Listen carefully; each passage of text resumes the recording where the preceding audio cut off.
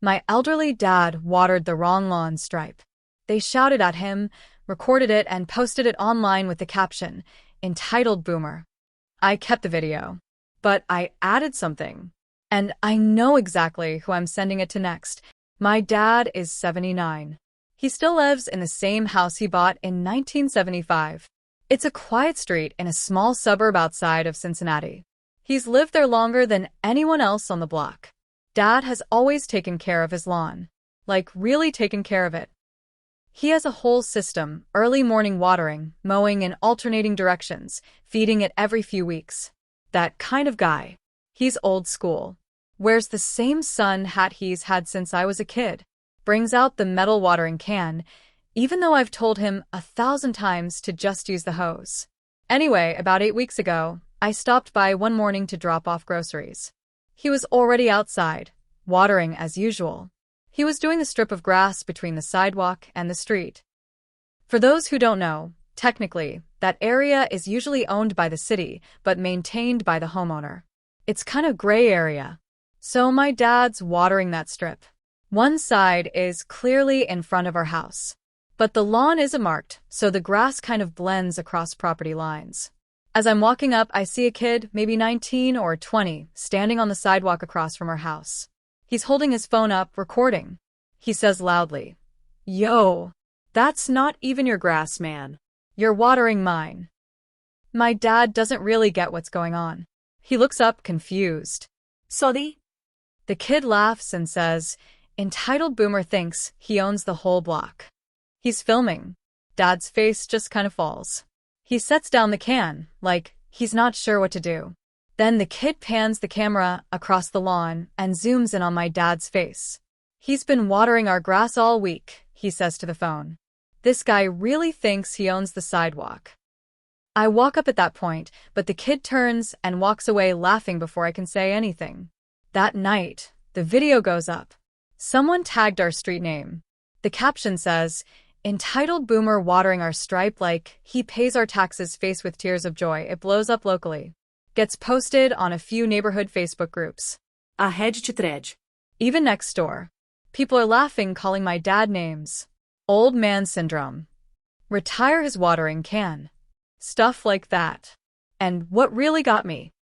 A few neighbors joined in. People we've known for years. One woman who used to get tomatoes for my mom shared it and commented, "He's always been like that." Asked Dad if he saw the video. He said no, but he knew something was off. He didn't go out to water the next morning. He just sat in the kitchen and stared out the window. "I guess I crossed the line," he said quietly. He didn't mean it as a joke. He looked embarrassed, like he actually thought he did something wrong. That pissed me off. So I went back through my phone. I had recorded part of it myself, just out of habit. I'd been filming my walk up the driveway for a photo thing I was doing for my kid. And in my footage, you can clearly see the dividing line in the grass. One side is trimmed shorter, greener. That's Dad's side. The other is patchy and yellowing. He was watering his side. Not the neighbors. Not the kids. His. I watched it a few times, then I downloaded the viral video. I lined them up, side by side. Then I added text on screen. First, this man is watering his own lawn. Then I zoomed in on the grass line. Drew a line down the middle. Then I showed the kid's video again, this time slowed down. His mocking tone. The way he smirked. Underneath, I added, "Before you humiliate someone, maybe check your facts." I exported the video. Then I sent it, first to the neighborhood Facebook page. I didn't say anything emotional. Just posted the clip and wrote, "My dad is 79. He was watering his own grass. This is the full context." Then I emailed it directly to the woman who had posted the original video. Turns out she was the kid's mom. Her email was in the original Facebook share. I kept it calm. "Please take this down. My father did nothing wrong." Within a few hours, the neighborhood post was deleted. No apology. Just gone. But the damage was already done. Dad still didn't go outside that week. The next time he watered, he waited until 7 p.m. when it was getting dark. That's when I decided I wasn't done. So yeah, I wasn't done. I still had the full edited video. I knew exactly who the kid was. His name was Tyler. He lived 3 houses down, the one with the basketball hoop over the garage and the lifted black Ram truck that hadn't had plates on it for months. He wasn't some random troll. He was our neighbor. And his mom? She worked at the local elementary school. Assistant principal. I remembered because she used to give out popsicles during field day when I was a kid. So when the post disappeared and no apology came, I got madder. It was one thing to make a mistake, but pretending it didn't happen? Letting my dad sit in his house, humiliated, while they moved on like nothing happened. No. I sent the edited video to the local HOA board. Quietly. No accusations. Just. This was posted online. Please see the full story. I knew one of the board members. He used to play poker with my uncle. He replied within the hour. I had no idea this was about your dad. I'll bring it up. The next weekend, they had the monthly HOA meeting. I didn't go. I didn't need to. Word gets around fast in a place like this. On Monday, I went back to my dad's. He was trimming the bushes, not the grass.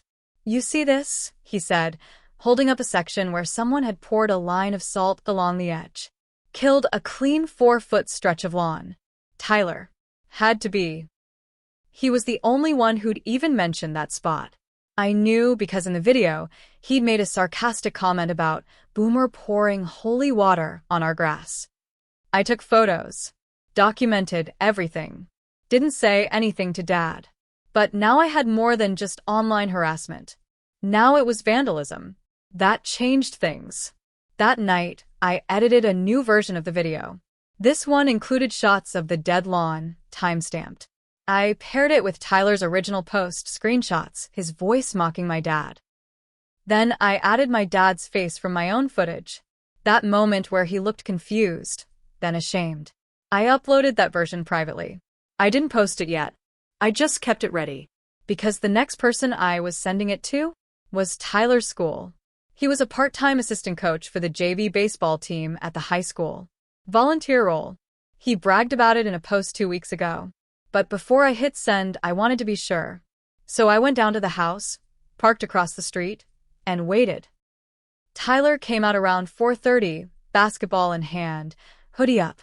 His friend showed up soon after, loud, laughing, typical guys in their early 20s. And I watched him, phone out, laughing again. Filming a dog that had wandered off leash. I knew the pattern. He liked recording people, mocking them, posting. Always someone older, someone who wouldn't fight back. That's when I knew I was right. I didn't send the new video right away. I waited a few more days. During that time, more things happened. First, my mom called and told me that someone had thrown an empty soda can into their flower bed overnight. Just one. Crushed flat. Like someone was trying to send a message but didn't have the guts to do anything real. Then Dad got a letter in the mailbox. No name. No return address. Just a folded sheet of paper inside that said, "Mow your own damn grass." He didn't say much when he read it. Just folded it back up, tucked it into a drawer. But I could tell it hit him. He looked smaller than usual, like someone had drained the fight out of him. "I've been mowing my own grass since 1975, he muttered. That's all he said. That was it for me. I opened my laptop and pulled up the edited video again. Added one more slide at the end, photos of the vandalized grass, the note, the can in the flower bed. I captioned it. This didn't stop online. This is what harmless fun turns into. Then I sent it. I emailed it directly to the principal of the local high school where Tyler volunteered. Subject line: concerning behavior from a volunteer coach. I attached the video. I didn't say much, just that this had gone too far and they should be aware. Then I waited. 2 days later, I got a reply from the school secretary. They were reviewing the matter internally. That was it. But things started changing fast. Tyler stopped posting for a while. His Instagram went private. A few of his friends deleted their comments on the original video. Then someone from the HOA came by my parents' place and offered to help reseed the dead patch in the lawn. And then I got an email from Tyler's mom. She didn't apologize. Not really. Just said, I didn't realize the situation had gotten this serious. I've spoken to my son. We'd appreciate it if you didn't pursue this further. That line stuck with me. We'd appreciate it if you didn't pursue this further. No mention of my dad. No real ownership. Just trying to shut it down. So I responded. Appreciation doesn't fix what he did. My father still feels humiliated. This was never a joke to him. Or to me. I didn't hear back. Then, about a week later, something strange happened. A kid, maybe 12, came to the door with a small envelope. Said he was delivering it for his older brother. I opened it after he left. Inside was a printed photo. A still from the original video. My dad, standing with the watering can. But someone had drawn devil horns on him with red marker. And in thick black letters underneath. Boomer God Complex. It was taped to a sheet of notebook paper with a single word on it. Stay off. I sat there holding it, my chest tight. This wasn't about lawn stripes anymore. This was about humiliation. About pride. About a kid trying to make himself feel big by making someone else feel small. And if they thought I was going to drop it now, they had no idea who they were messing with. The photo shook me more than I expected. It wasn't just the drawing, it was the effort.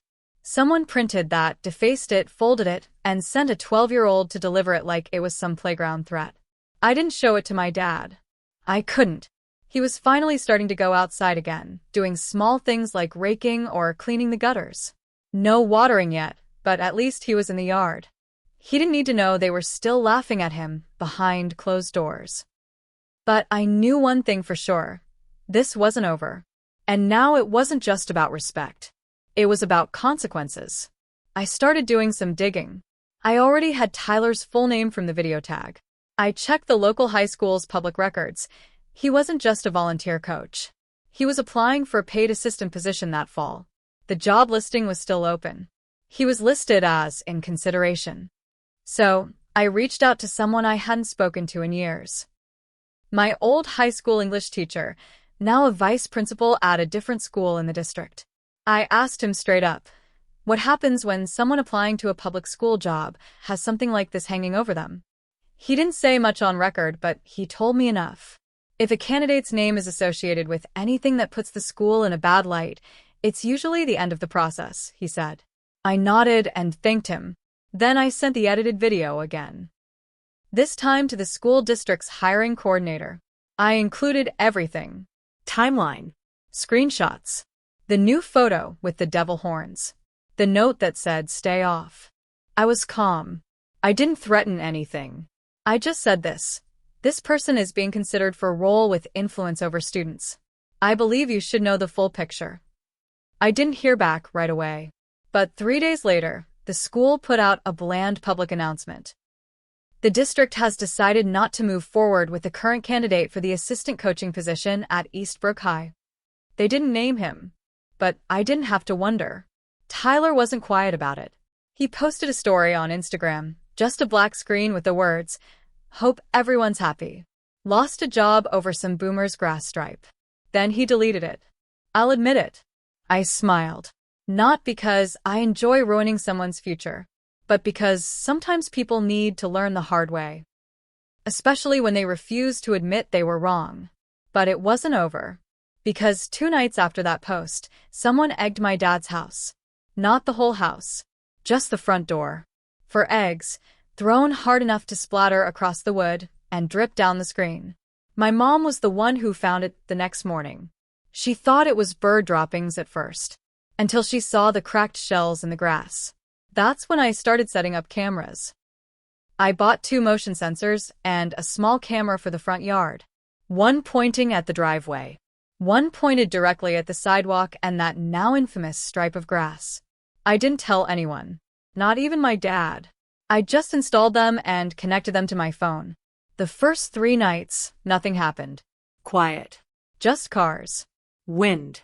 Then, on the 4th night, around 1:43 a.m., the camera pinged. A figure in a hoodie walked past the yard. Stopped. Looked up. Pulled something from his pocket and tossed it toward the steps. I checked the footage frame by frame. It wasn't an egg this time. It was a balled-up napkin or tissue. But the way he looked at the camera straight into the lens, that's what got me. It was Tyler. I froze the frame, saved it, and this time, I didn't send it to the school. I didn't send it to his mom. I sent it to him. Just one photo. No message. And I waited. I sent it through a throwaway email. Just the image. Tyler, hoodie up, paused mid-step, staring straight into the camera like he knew exactly what he was doing. No words. No warning. About 10 minutes after I hit send, he viewed the email. I watched the read receipt pop up on my screen. And then nothing. For the next hour, nothing. Until my phone rang. It was a number I didn't recognize. Local area code. I let it go to voicemail. He left a message. His voice was low, fake calm. Hey. Not sure who you think you are, but if this is about that grass thing, just drop it, man. It's done. We're all good. Let it go. I didn't respond. Because it wasn't done. The next night, I sat in my car at the end of the block. Just watching. Not even hiding. I wanted him to see me. At 11:17 p.m., Tyler stepped out of his garage and looked down the street. He saw my car. He didn't wave. Didn't yell. Just stood there for a second, like he wasn't sure what to do. Then he went back inside. The next morning, my dad went out front to water again. It was the first time in almost 2 months he'd used the watering can on that stripe. I stood with him for a bit. Didn't say much. Just watched him work, slow and careful. Like nothing had ever happened. Like he still believed in taking care of something small because it mattered to him. And right there, under the morning sun, I spotted something new. A small sign had been staked into the grass by the sidewalk. Plastic cheap.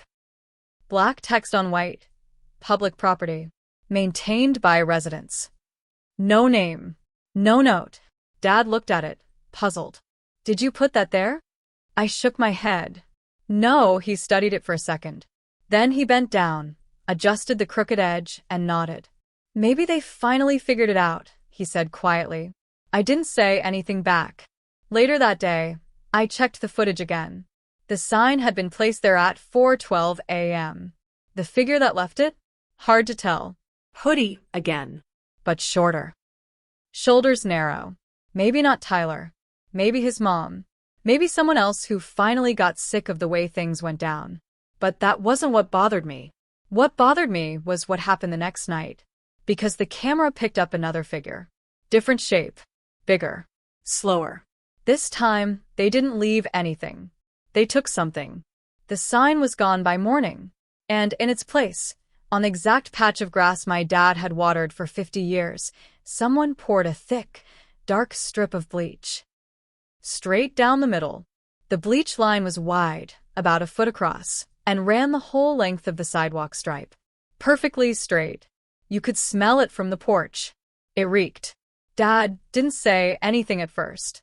He just stood there staring at it, watering can in one hand, jaw clenched. I knelt down to check the grass. It was already dead. Brown, brittle, like someone had poured acid into the earth. Who does something like this? I muttered, more to myself than him.